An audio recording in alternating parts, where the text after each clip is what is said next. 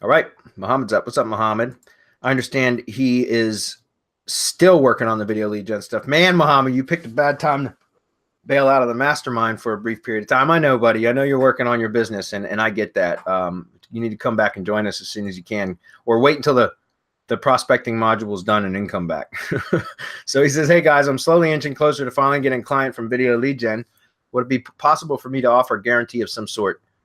I know the promising rankings are out of the discussion, but is there something I could offer instead without bamboozling myself? I love that word. That's the word of the day, guys.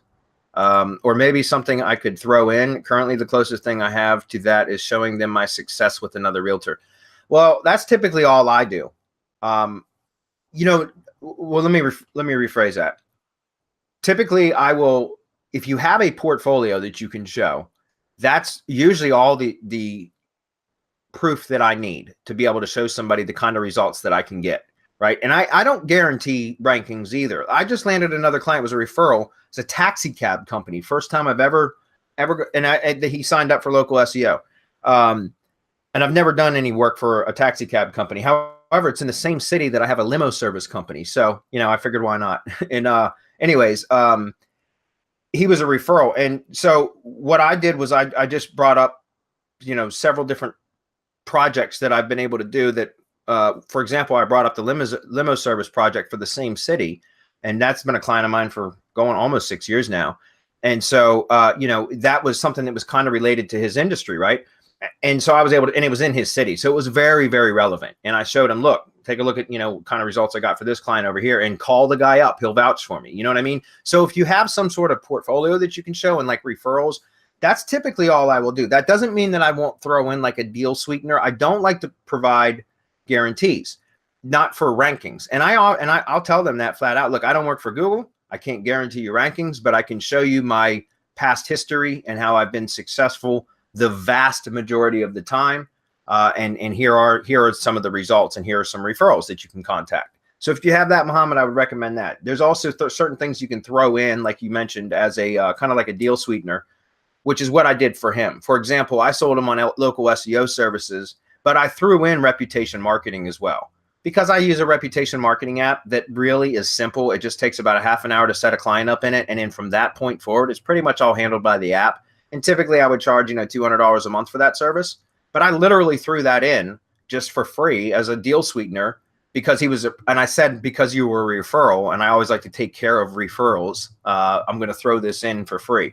And I threw that in on top just as a deal sweetener, and he signed. I mean, I pitched him over the phone. I sent him up. By the way, Mohammed, just so you know, I did the same. I practiced what I preach, in that I initially had a phone call with him where I asked him a couple of questions: his business name, business phone number, business website address, his target area, you know, just the standard type of questions. And then I said, okay, listen, I'm going to get back to you after I have analyzed your property. I'm going to do an audit of your digital presence.